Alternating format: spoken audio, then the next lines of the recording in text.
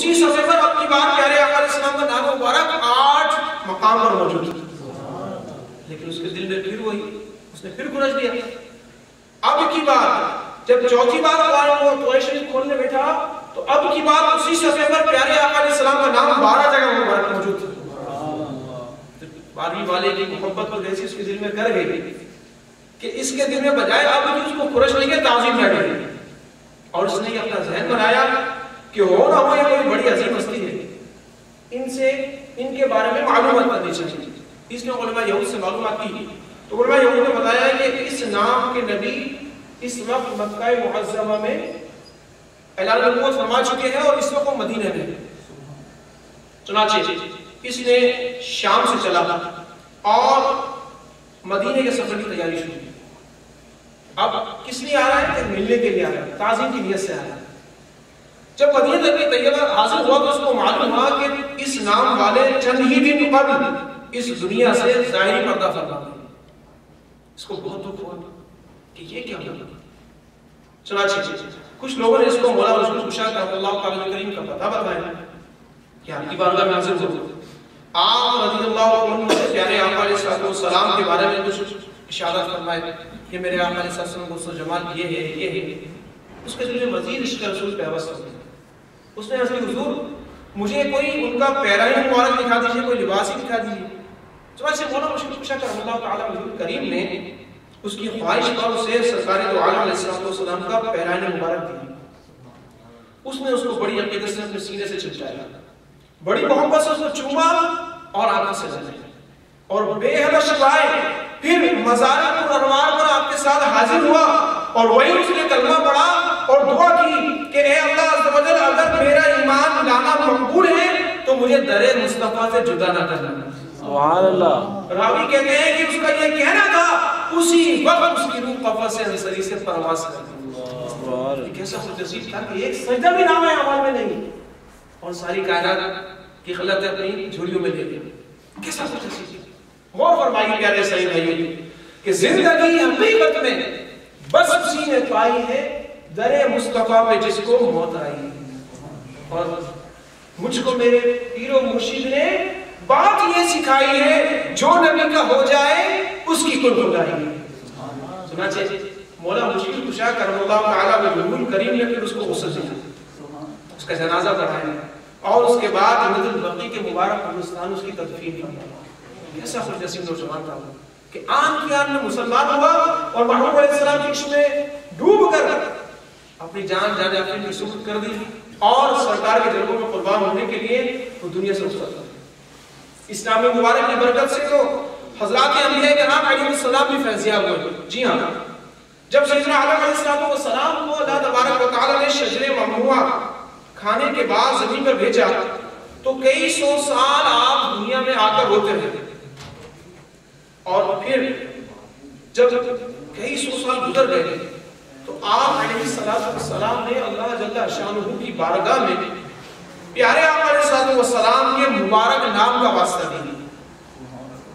تو اللہ تبارک و تعالی نے ارشاد فرمایا، اے آدم تم نے محمد صلی اللہ علیہ وسلم کو کیسے جانا؟ عرض کرنے لگے، مولا میں نے جنت میں تیرے نام کے ساتھ جگہ جگہ اس نام کو لکھا ہوا پایا، میں سمجھ گیا کہ تیری بارگاہ میں اگر کوئی معزز ہے تو وہ یقیناً نہیں۔ چنانچہ اللہ تعالیٰ نے نام محمد صلی اللہ علیہ وسلم کے صدقے حضرت سیدنا آدم علیہ السلام کی توبہ قبول فرمائی، آپ پر کرم فرمائی۔ حضرت سیدنا آدم علیہ السلام نے بھی اپنے بیٹے کو وصیت کی۔ کیا وصیت کی؟ فرمایا بیٹا محمد کا ادب کرنا، نام محمد اور محمد کا ادب کرنا کہ میں نے جنت کے ہر پتے پر محمد لکھا ہوا دیکھا۔ سبحان اللہ، اللہ اکبر۔ تو گویا آدم علیہ السلام تمام خلق انسانیت کے بعد آدم علیہ السلام جو پہلے آدم دنیا میں وہ اپنے بیٹے کو پیارے آقا علیہ السلام کا ادب سکھایا۔ تو ہمیں بھی چاہیے کہ اپنی اولادوں کو پیارے آقا علیہ السلام کا ادب گزار بنائیں، ادب سکھائیں۔ اور ایک باپ کے لیے یہ بات اس کی اولاد کی نرمی تربیت میں شامل ہے کہ اپنے بچوں کو وہ سرکار دو عالم علیہ السلام کی محبت کے جام بھر بھر کرتے جائیں۔ اے کاش کہ ایسا ہمارا مدنی ذہن بن جائے کہ کہ ہم بھی اپنی اولادوں کو پیارے آقا علیہ السلام کی محبت میں ان کی جلووں میں دور رہنے کی تاکید فرمائیں، نعتیں سنایا کریں، انہیں اس طرح ضروری بلایا کریں کہ بیٹا ہمارے آقا علیہ السلام وہ ہیں کہ جو رب کے محبوب، یہ وہ ہے کہ ان جیسا کوئی نہ ہے نہ ہوگا نہ ہو سکتا ہے۔ اللہ اکبر۔ عزت المجالس میں ہے حضرت سیدنا شیخ عبدالحق دہلوی رحمۃ اللہ تعالی علیہ کو خواب میں حضور غوث پاک رضی اللہ عنہ کی زیارت نصیب ہوئی۔ آپ نے دیکھا کہ سرکار غوث پاک رضی اللہ تعالی عنہ تشریف لا رہے ہیں، تو کسی نے ایسا کہ اے شیخ محمد عبدالحق دہلوی تمہاری زیارت کے لیے غوث پاک تشریف لا رہے ہیں۔ تو یہ سنتے ہی آپ فرماتے میں کھڑا ہو گیا، تو میں نے دیکھا کہ حضور غوث پاک رضی اللہ عنہ میرے قریب آئے اور مجھے بڑی محبت سے معانقہ کی اپنے گلے لگایا، پھر مصافحہ فرمایا، پھر اس کے بعد ارشاد فرمایا کہ اے محمد بن عبدالحق دہلوی تم پر جہنم حرام ہے۔ آپ فرماتے ہیں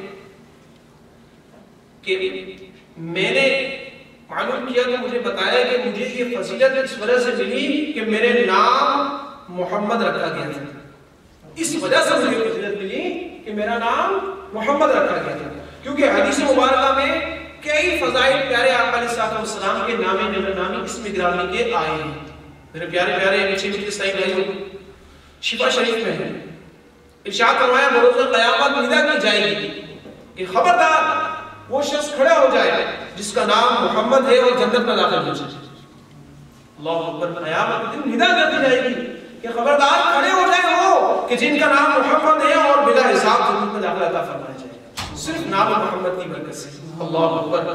ابو نعیم کی روایت میں حدیث پاک میں ہے کہ پیارا پروردگار عز و جل نے اپنے عزت و جلال کی قسم کھا کر ارشاد فرمایا میں جہنم میں اسے داخل نہ کروں گا کہ جس کا نام محمد ہے۔ اللہ اکبر۔ آقا علیہ السلام کے نام کی اتنی برکتیں ہیں تو خود میرے آقا کی برکتوں کا کیا کہتا ہوں۔ اللہ اکبر۔ سیدنا انس بن مالک رضی اللہ عنہ روایت کرتے ہیں کہ پیارے آقا مدینے والے مصطفیٰ صلی اللہ علیہ وآلہ وسلم نے دو آدمیوں کو دیکھا، فرمایا میں نے دیکھا کہ دو آدمی پروردگار عز و جل کی بارگاہ میں حاضر ہیں، انہیں کھڑا کیا گیا، رب تعالیٰ نے انہیں فرمایا جنت میں داخل ہو جاؤ۔ وہ عرض کرنے لگے مولا ہم نے تو کوئی ایسا نیک عمل کیا ہی نہیں کہ جس کے سبب ہمیں جنت میں داخل ہو۔ اللہ تعالیٰ نے ارشاد فرمایا کہ میں نے اپنی ذات کی قسم یاد کر کے فرمایا ہے کہ جس کا نام محمد اور احمد ہوگا میں اس کو جہنم میں نہیں ڈالوں گا۔ نعرہ تکبیر، اللہ اکبر، رسالت، یا رسول اللہ، اعلان میلاد، جاری رہے گا انشاءاللہ، مدینہ، جاری رہے گا۔ ایک اور روایت میں ہے کہ جس کا نام محمد ہے حضور علیہ السلام فرماتے ہیں کہ میں اس کی شفاعت فرماؤں گا اور اسے داخل جنت کروں گا۔ سبحان اللہ۔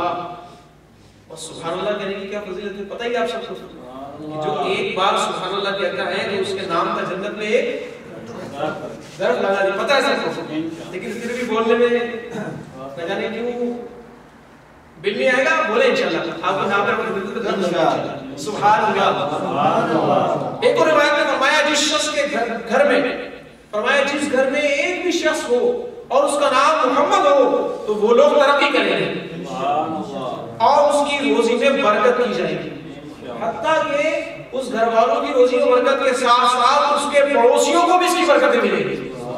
یہ نام محمد کی شان۔ مزید فرمایا کہ اپنی اولاد کا نام محمد رکھنا چاہیے۔ حدیث پاک میں ہے کہ تمہارا اس بات میں کیا نقصان ہے کہ تمہارے گھر میں ایک کا نام محمد ہو دوسرے کا ہو یا تیسرے کا بھی ہو۔